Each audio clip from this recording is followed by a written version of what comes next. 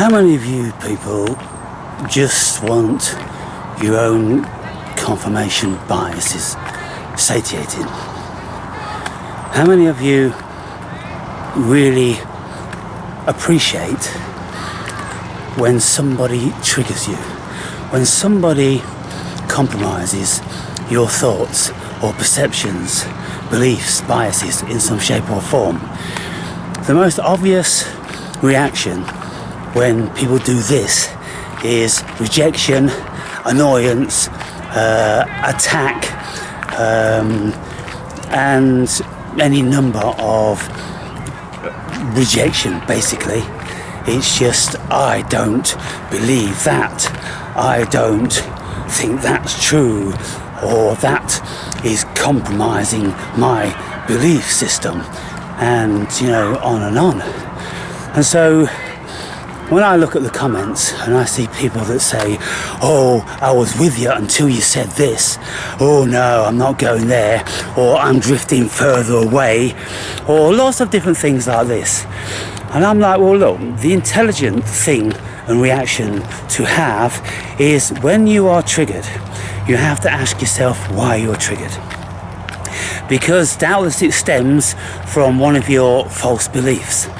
Because if you've got something that's really considered to be a fact and true to you, then you wouldn't have any problem with what people are saying, because you go, well, that's wrong. You wouldn't need necessarily to get vented about it. And so you'll notice, even new visitors to my channel, that I deploy varying energies, and one of these energies is a ranting energy with lots of colourful language, and it's a high energy rant, and it's often accusatory, and I am purposely intending to trigger as many people as I can, because my channel is an educational channel, and it is designed to penetrate your psychology. And I will try that on many ways. I'll do the good cop and I'll do the bad cop, and I'll do a whole number, an array of things in between. And so when you guys are triggered, ask yourself the question, why is this dude triggering me? What is it about him that I'm having a problem with? And some people launch into an attack about, I've got bad teeth, and I've got a rat's nest for hair, and I look like some sort of a vagabond, and all these sorts of things. But of course, those are all projections, and none of them are true. I mean, first and foremost, my teeth are impeccably well kept. I don't have a single filling, albeit I have lost 2 teeth now at 60 years old, and because they're £3,500 to get replaced, I'm not in any hurry. The hair, it gets washed and groomed more than anybody else's, I would think. At least it gets groomed more, because to maintain dreadlocks is a lot of work. You've constantly got to tie in the loose hairs and separate them, and prevent them from fraying at the end. So you've got to rub them in your palm. It's an endless task. It takes a long time to look as scruffy as I do, And so people, they'll their attack will be the lowest, because it's ad hominem. It's an attack on me personally, and not what I say, because they know what I say has a lot of validity, because there's something at the back of their mind, just know that it's got more truth to it than their false fake beliefs. But they don't want to confront their false fake beliefs, primarily because it would shake their world, and once you start assessing one of your fake false beliefs, then it's an endless task, and you will end up completely dismantling what you think you know, right down to ground zero, and you will have to start again. Just like anybody who's had a dark night of the soul experience, an egoic crash, deep depression, all these sort of things, the sort of things that shake you to your core and open your eyes to the world in a whole new way. And so what I've noticed is, over the years, I can do the most abhorrent of rants, and they invariably will be better received than 90% of the most pleasant and mediocre sort of videos where people like to just feel comfortable. Because I think there's more real people on my channel, and so they find it refreshing that I actually speak my truth, and lots of the times I'm not even intending to speak any truth. I'm just intending to upset people, because it serves us all, because it serves me in knowing who my viewers are a little bit more. Because if I just said nice things all the time, then I would think that, oh, I've got a right bunch of nice people watching my videos. But I know from life that people will turn on you with a drop of a hat. And so I drop my hat almost every single day to entice you, to give you license to turn on me so I can see your true colours. And then very often with people I do.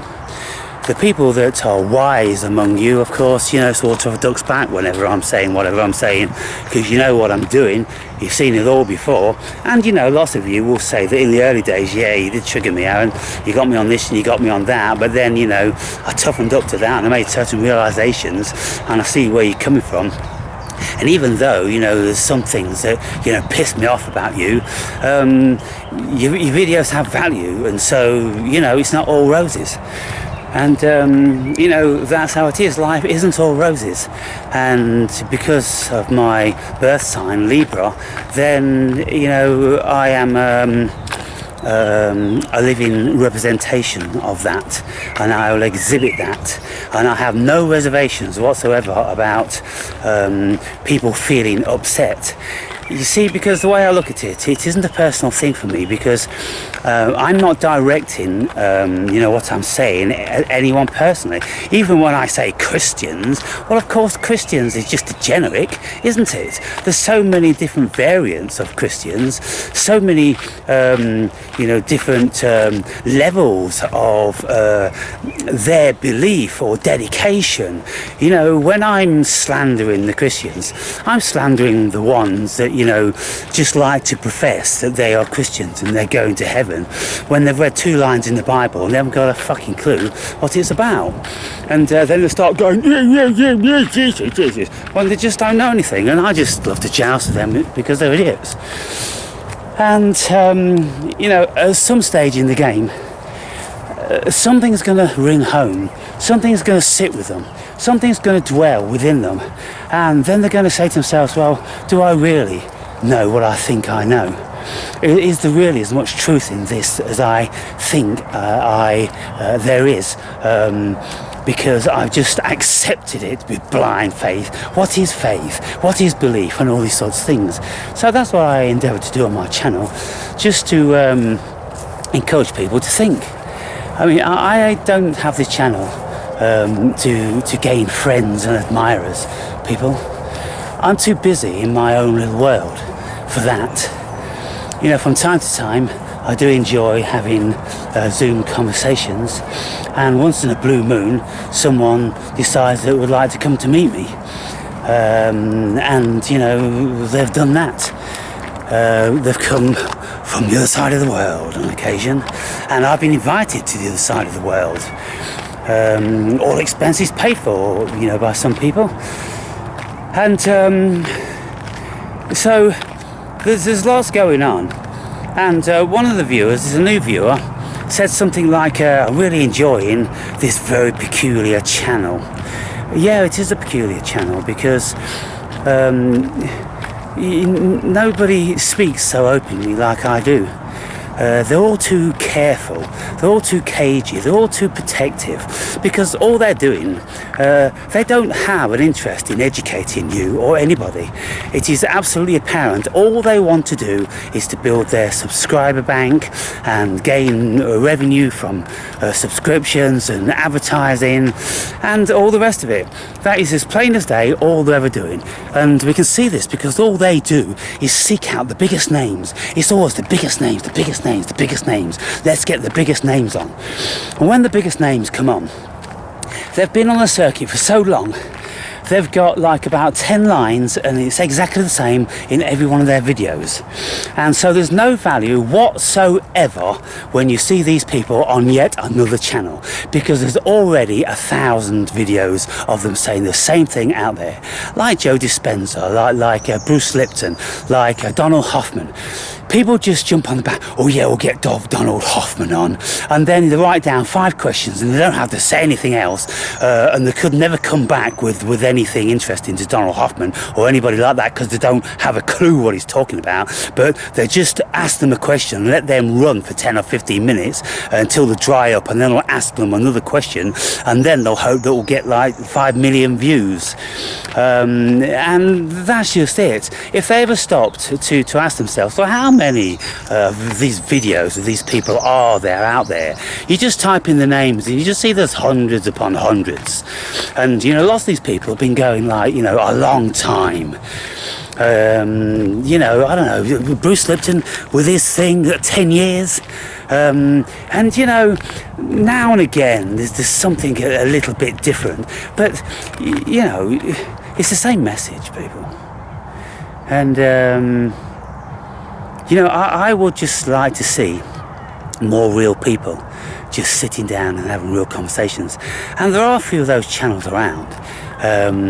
You know, I've found a few of just regular people, you know, which are intellectual. They've had a lot of psychedelic experiences and life experiences, and they are good articulators, and that makes for good conversation, you know. But the people that are successful with this, they do a lot of promotion. It's their business. And so, you know, they're always looking around for the people to talk with, and big names and this sort of thing. And, you know, so it's kind of like, if we look at Jordan Peterson, you know, Jordan Peterson, a university lecturer who nobody knew except, you know, his students.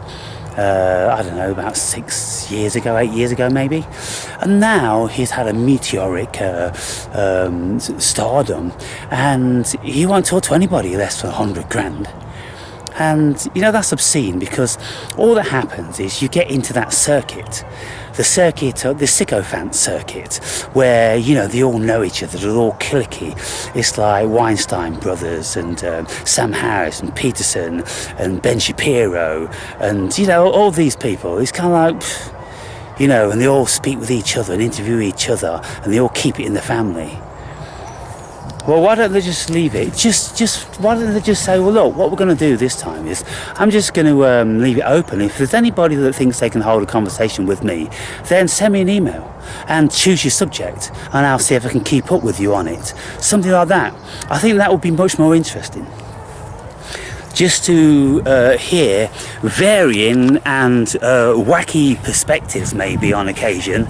And you know, I would very much like the opportunity to be able to pose questions to Peterson and Dawkins and Harris and you know, Brett Weinstein and Russell Brand and all these people. I've got a lot of stuff that will keep them engaged for a long time. But you know, you can write to these people, and I wrote, you know, Russell Brand, and you know, they get 1 million emails a day, and so they're just picking the creme de la creme, which is going to, you know, create $100,000 for that video over the space of a few weeks. And that's, you know, they've actually sold their soul to Mephistopheles, haven't they, to be fair, because it's all gone about money. Always ends up about money. When we look at Jim Carrey, you know, he was doing what he loved to do, and you know, doing what he loved to do and had ideas and dreams of being a movie star, and then he became a movie star as big as his wildest dreams, and then he slumped into a 10-year depression on Prozac, and he had a young girlfriend who killed herself through their failed relationship, and all this sort of thing turned him inside out. And so now he's a self-realised man, and he asked the question, who am I? I don't know who I am. I don't know who Jim Carrey is. I don't know what this thing is. It's just a collection of random interacting tetrahedrons. That's what he says in some of his videos. He does what I do. He just throws a random spanner in the works when some dolly bird interviewer comes up to him on the red carpet or something. Oh, so Jim, and she asked him these oh so elementary questions, and he just doesn't even answer them, and he just goes off on his mystical ramblings, and the interviewer's just like, is he gone mad? No, you're mad. You're in the madness, darling. The stupid, superficial madness of that world. And Jim Carrey realised it, and hates it with a vengeance. It's just soulless, spiritless, But, real conversations, and that's why I list lots of my conversations as simply interesting conversations, just between two nobodies that are good articulators, reasonably intelligent, can hold a good conversation without any pregnant pauses or embarrassing moments. We're just full on, and, some people find that interesting. But you see, when you've got two intellectuals and they are interchanging so fastly and rapidly, and they're going up and down different tangents, it loses the vast majority of people. And so when I have chats with everybody really, there's kind of like, 2 or 3 comments. Nobody has anything to say really about the depth of the subject matter. And, what can you say? It's, how are we going to find scholars at this level? You see, I'm an anomaly. I know a lot of things because I am, in actual fact, a scholar. I do study very, very deep. I've been studying very, very intensely for 14 years. So if I was at university, I'd have about 5 or 6 PhDs by now. But I can hold conversation with the best I consider. And, I wouldn't necessarily understand all the intricacies of their particular profession, whether they were scientists or biologists or this, that and the other. But I could ask them some very interesting and probing questions about what they thought they knew in relation to their particular subject, because they get into grooves whereby they've got a repertoire for expected questions. This is why I like Bernardo Kastrup, the modern-day philosopher, so much, because he just goes to anyone that asks him for a conversation, and lots of people I've never even heard of. They've got their channel and they're doing the rounds, and they just want to speak with him because they're interested in his perspective, and they think about the questions that they want to ask, and they ask him lots of personal questions, and he's like, wow, this is a very unique question, or it's a unique conversation, because I don't usually get asked these questions. Well, that's the spice of life, isn't it? Probing into the depth of your consciousness and your heart and your soul, instead of just repeating what anyone could read in your book. Because if you're like me, I've read 10 of his 12 books, and so it's a bit tedious for me just to keep listening to the same old things, albeit on occasion it's kind of nice to refresh. But if when he's speaking in a philosophical way, he gets a psychological question, well, that goes off on a different trajectory, doesn't it? And all of a sudden, wow, you've jumped out of philosophy and you're into psychology, and then you'll jump back into science and then back into philosophy. Well, that's what I do with my conversations and my videos in general. I'm always jumping around from religion to spirituality, from psychology to politics and ontology, and all different sorts of subject matter, just calling on a lot of stuff. And if people aren't versed in them, pretty deeply, then they haven't got a clue what I'm speaking about. And you know, of course, I see, you know, a number of silly comments with people that just watch half a video and then they think they know me. And then one viewer says like, "Oh, your look tells everything about you." And I'm like, really? I said, like what? Never heard from him again. Of course I didn't. Because, you know, he very quickly would have discerned by listening to one more of my videos that he didn't in actual fact know a single thing about me, and he was exceedingly out of his depth in assuming so. And so people find it shocking, and then lots of people that come onto my channel when they get offered me in their feed, and they look at me and they go, "Oh, fucking hell, this is going to be interesting." This is what people have said, and then they click on the video and goes, "I was actually pleasantly surprised. You know, you're very articulate and interesting." Well, what makes people think just because you've got dreads and you know, a beard, and on occasion, you know, I've got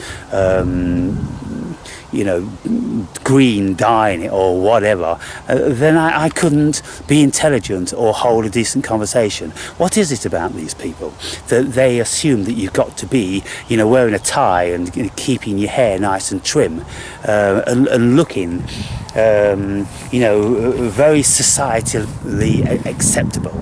Well, what I found in my life is the more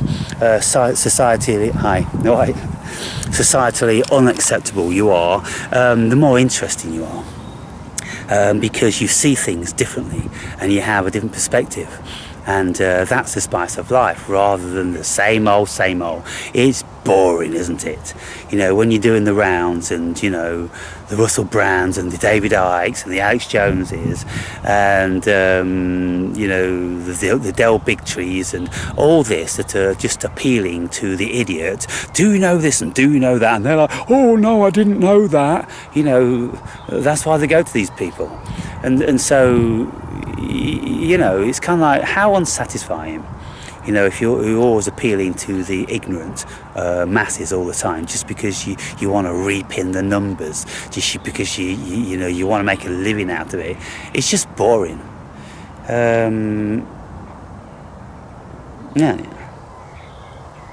I suppose it's horses for courses, isn't it? It's horses for courses. We're all different, and we've all got different states of consciousness. We've got different varieties of ideology and ego and spirituality and religiosity and education and on and on and on. It's just endlessly diverse and confusing. And so every now and again, when we find someone that we can actually converse with in a deep and meaningful way, well, I mean, it's a blessing, isn't it? And so for me, it's like fossicking for gold. I used to fossick for gold when I was in Australia. And, you know, I've always liked fossicking for things, and that's why I'm a fungi fossicker and, you know, natural wild foods forager and fossicker, because I thoroughly enjoy all this stuff. It's very stimulating. But I'm doing the same thing when I'm making my videos. I'm putting my videos out there, giving anyone the opportunity to think that I've been looking for someone like this guy to speak with, because I've got a lot of questions I'd like to ask him.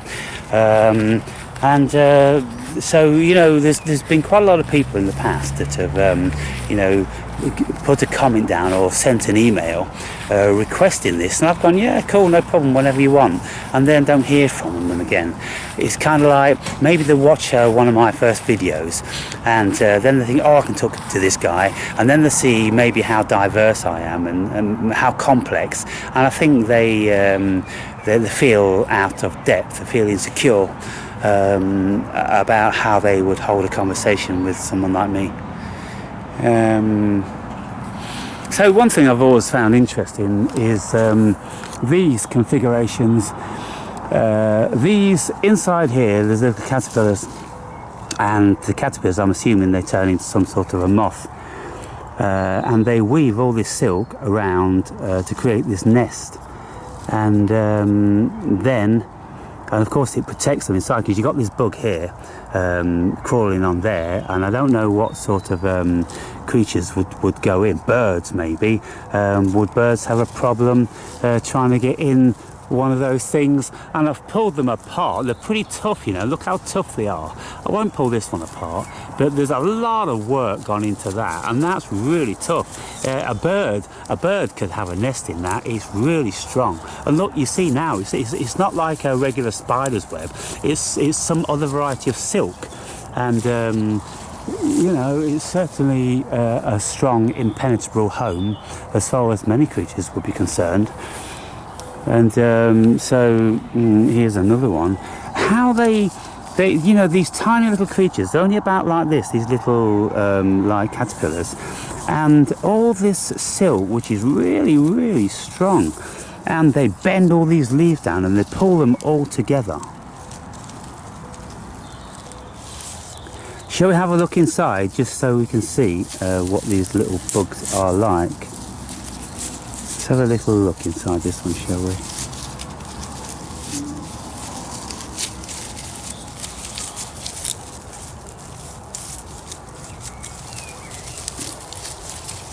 I think, what have we got here?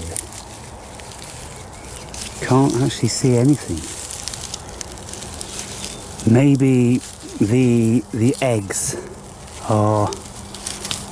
Oh, there they are, there they are. Look at all them, you see? You see them, people? All those there. Let me turn the camera around to make sure I'm focused on this, and open it up a little bit so you can see there. So there they all are, and you know, now they're vulnerable for birds and things like that, so they'll have the work cut out to do. But there's a lot of caterpillars there, and I just wonder what sort of moth or fly they're going to turn into. And so, you know, just to keep observant and just to look at the world around you, you know, you learn so much about it. It's just, you're probing and you're penetrating. And so when I'm in the gym, you know, 15 minutes ago, I'm doing my leg exercises, and I'm staring out of the window over the road at a sycamore tree, and the sycamore tree is full of seeds, and the seeds go bright red and they look like cherries. So from a distance you would think it's some sort of a sorbus tree. But on closer inspection, and when you know what you're looking at, you'll discern that it's just the red seeds of the sycamore tree. And so one of the gym orderlies, he walked in front of me and the window, and I was just staring out of it, and he looked at me and said hello. And I only saw like a ghost figure walking in front of me because I was focused on the distance. And then when, you know, I heard him say, I think hello, and he's looking at me, then I went, oh, sorry. I was miles away then.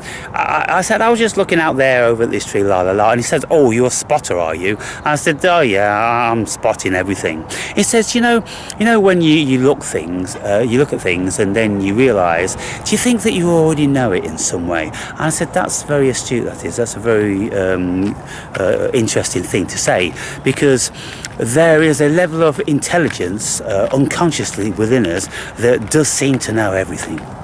And what we do is we are on a confirmation, a reconnaissance mission. We are here just to confirm what we know as God. And you know, that's another reason why I know we're all God, because we do actually know everything. And when I've taken, you know, high doses of entheogens, they tell you that you are everything. And you do feel as if you know absolutely everything. You are the cosmos, and then you come back and all of a sudden you feel small again, and you feel, you know, of course separate, because you've got this ego and this separate delusion going on of the human being. But it's a wonderful experience to know that, you know, you are God, much to Christians' chagrin. I put Yahweh in my back pocket like, you know, a little toy. That's what I do. You know, he's just tiny. He's a tiny little God. And so, yeah, you know, the true one God is cosmic consciousness, people. And so what did it start off like on this video?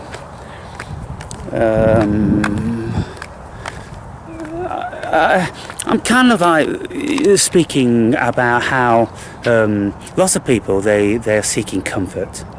They don't want to get outside of their comfort zone, and all they're doing when they're looking online, they're looking for confirmation bias.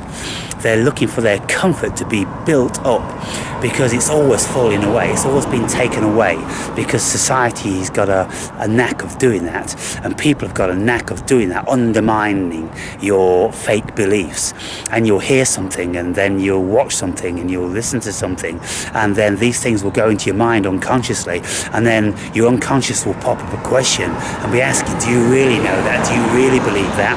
And then people get terrified of that, but eventually you're going to have to confront these things. And so people will find themselves on my channel, and then they'll go, holy fuck, and they'll terrify most people.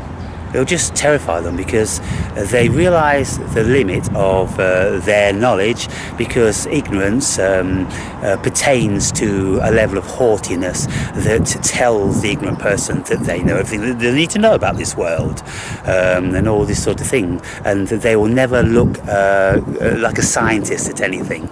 The average person will never ever examine anything. They just simply won't. And they all work on assumptions and beliefs and notions of, you know, for instance, if somebody is stirring a cake mix in a bowl, they've put the ingredients in, stir, you know, whether they've done it one time or 100 times, and it's just kind of like, oh, it's got the fruit mix in there, it's got the raisins in there, it's got flour and egg and this, that and the other, stir. How many people will actually just scoop a bit of it up and look very, very closely at what everything looks like, and then taste it in you know, its varying consistencies, and, you know, analyse it and scrutinise it, and just as like I'm looking now, I'm always and then I see this little snail here, and I love these little guys, and they're so beautiful and colourful, and, you know, they've got the whole Fibonacci sequence going on, the Nautilus shell, and it's the spiral of life, people. There you have the spiral of life. Sorry to wake you up, little dude, but, you know, I'll put you in the bushes so you're all right. But look at that beautiful little thing, amazing shape. And this is the Fibonacci sequence, where it spirals around like that. It's the golden ratio, and you'll see it throughout the whole of nature. Here he is, he's coming out. Hello, little dude. Well, do you want me to put you back? You want me to stick on there? Hey, let's see if he wants to stick back on there. Go on then. No. Well, if you don't want to stick on there, I'll put you in there. Go on. Right, he secreted a right load of stuff on me. Oh my god. Yeah.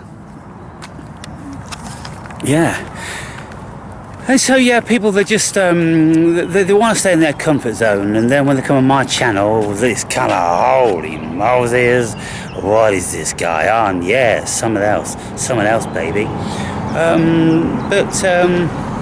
You know, lots of people stick around, and, you know, the subbies just keep going up and up and up. And it's the curious thing, because even though the subbies have gone within like the last 2 months from like 550 to 1,200, the views haven't really changed on individuals, you know, mostly. Some videos you'll get like, you know, 500 hits or something, or an exceptional video is 1,000 if it's been up a few months, I don't know.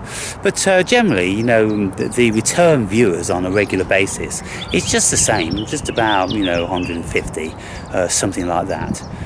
And you know, it's kind of, well, where are the other 1,000 viewers? But, you know, again, how many channels do we subscribe to and then never visit again, and then somehow they don't, you know, come up in our feed or whatever? And so, you know, there's all different sorts of questions. And so, you know, I just meander on, and I just speak about what's on my mind and what I'm seeing about the world. And for anyone that finds that, you know, remotely interesting, then they'll tune in. And that's about all I can say. But what I will say to finish off this video is that since I've stopped taking kratom, I've felt a little bit flat. It's like the God has gone out of the world or my mind, you know. And so it's kind of like, well, when we take something which is euphoric, and it's mildly sedative, then it's kind of like everything becomes, you know, much more easy and, you know, dreamlike, and you're more in the kingdom of God. And it's a bit like meditation. Meditation will give you the same sort of thing, only it's too laborious. You have to meditate for hours and hours a day, and stop watching things that you find agitating, and stop making ranting videos. You know, I've resided in the kingdom of God, you know, for, you know, a good period, and I know how to get there, and I know what it is. But it's so easy to slip back out again, and this is why in these religious books and texts and scriptures, they always tell you just to keep reading, praying, counting your beads, because it's hypnosis. And so I put myself under this hypnosis, and I found absolutely it did work. And, you know, you can start to kid yourself more and more that there is a veracity of a certain God. But because I'm a trained hypnotherapist and hypnotist, I know how that works. So I knew that I was hypnotizing myself, and I looked around at people and I could see that they were hypnotizing themselves also. And so all we have to do is we have to look at the law of attraction. If you keep telling yourself that you're going to be getting this, and you build yourself a vision board and you're thinking about it all the time, well, what are you doing? You're hypnotizing yourself, and you're putting yourself into a certain vibration where you are becoming more and more alert to the things you want. And we know in this world that the more we focus on becomes our reality. So if we think negative thoughts all the time, then we will bring ourselves down. If we think positive thoughts, then we will bring ourselves up. If we tell ourselves we can't all the time, then we won't. If we tell ourselves we can, then we will. And you see, there's a method in my seemingly madness, you know, people, when I'm always proclaiming my godliness. Because if I don't consider I'm God, then what's the option? Of thinking I'm small and insignificant? Well, that just isn't a part of my personality. It never has been. I've always been a larger-than-life personality. I've always thought very, very highly of myself, because I have a very old spirit, and I'm not about to be modest about, you know, my spirit and my intelligence and my connection with God consciousness and all these things. I just don't think that's appropriate at all. And I don't have any allegiance whatsoever of this silly humbleness, because it's fake. And I've watched so many gurus who give the aura of this humble guru, because that's what's expected of them. But then, you know, when you see them getting angry, when you listen to them retorting on something, and you go, they're just the same as everybody else. You know, the ego never goes away. It's always there. We've always got levels of judgment. And without a shadow of doubt, these gurus that have all these flocking fools sit before them, you know, there's a very high level of contempt for them, and this is why they prove it, because they charge them £2,000 a weekend. Look, I once was privy to this figure of Muji charging people £2,000 for a weekend of a satsang. £1,000 a day to sit at the sandals of Muji, you know, for a couple of hours here and there, and then just walk around as if you're all peaceful with your shawl on, or you free draping clothes like you're in India, and you meditate and you eat fruit or you fast, you know, for £1,000 a day. Fucking idiots. Who wouldn't have contempt for those fools? You know, because they are getting absolutely nothing out of that what they couldn't get at home. You can eat fruit at home, you can meditate at home, you can walk around in your pyjamas at home, you can watch Muji at home, and he ain't going to say no fucking different in a satsang than he is in one of his videos that you've stupidly been partying with £2,000 for. Fucking ridiculous. And so, you know, there's just a lot of fools around, people. There's a lot of fools around. And I ain't pulling no punches and pointing them out. I just ain't doing it.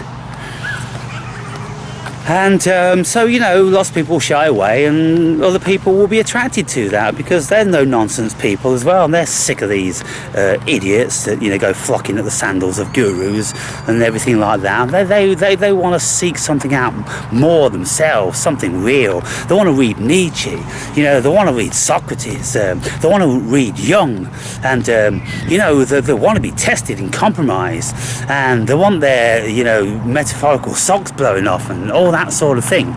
You ain't gonna get that with Muji. You're just gonna that's all you're gonna get. And I'm pointing the finger. I'm just pointing the finger. I'm just showing you the direction. It's like, oh dear, say something, man. Say something. Damn it. What a fraud. You know. God. So anyway. Oh, by the way, for those of you that are still here, you maybe have seen I've got a strike on the channel just because I was speaking about a mushroom that looked like psilocybe, Semelanceta. And I said this mushroom looks like psilocybe, Semelanceta, but it's not. And this struck me. So I complained about it, and I asked them to take the strike off and put the fucking video back up. And so let's see what happens. But if they don't, then that's why I've been away for a week. Over and out, guys and gals.